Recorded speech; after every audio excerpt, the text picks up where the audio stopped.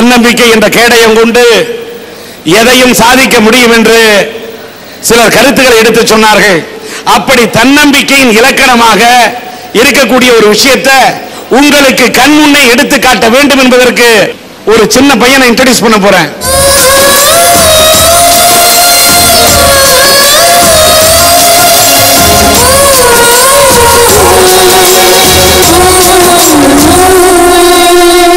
வணக்கம் mister Lalith Kumar. Okay, என் பேர் தான் ராஜேந்தர். வணக்கம்.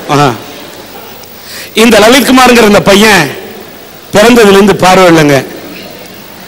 அது மட்டும் இல்லை, அவருக்கு மூல வளர்ச்சியும் கம்மியாயிடுச்சு. எல்லாத்துக்கும் மேல அவருக்கு உடல் வளர்ச்சியும் குறைவா இருக்கு. அதுல வலது பக்கத்துல எலும்பு வளர்ச்சி வலப்பக்கம் டோட்டலா இல்லை. எது சொன்னாலும் காதுல வாங்கிக்க முடியாது.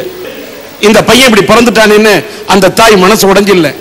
இப்படிப்பட்ட ஒரு மகனை வச்சுட்டு அந்த அம்மா போராடி வளர்த்திருக்காங்க. எப்படி தெரியுமா? உடம்ப தொட்டு தொட்டு எந்த உணர்வும் காதுல போய் சொல்ல முடியாது, சொன்னாக்க புரியாது, காது கேட்காது. உணர்வுகளை உணர்த்தி உணர்த்தி வளர்த்திருக்காங்க.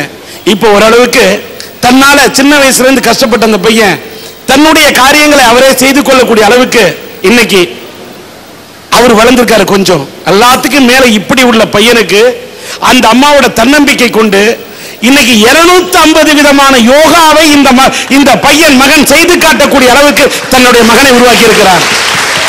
சிதம்பரம் அண்ணாமலை பல்கலைக்கழகத்தை சார்ந்த நடராஜன் என்ற யோகா பயிற்சி ஆசிரியர் அந்த கலையை ஒரு தாயோட தன்னம்பிக்கையின் துணை கொண்டு இந்த யோகா ஆசிரியரை கொண்டு 250 யோகா இந்த பையன் செஞ்சிருக்காரு. இதை பார்த்துவிட்டு இதை போல இயலாமையில் வாடக்கூடிய குழந்தைகள் அவங்களுடைய சிறப்பு தகுதிக்காகவும் திறமைக்காகவும் இந்திய அரசாங்கம் வருஷத்துக்கு 2 அவார்டு கொடுக்கும். அவங்களுடைய கிரியேட்டிவிட்டியை பார்த்துட்டு அப்படி இந்திய நாட்டின் ஜனாதிபதி அப்துல் கலாம் கையாலே 2005ஆம் ஆண்டு இந்த லலித்குமார் பெற்றிருக்கிறார்.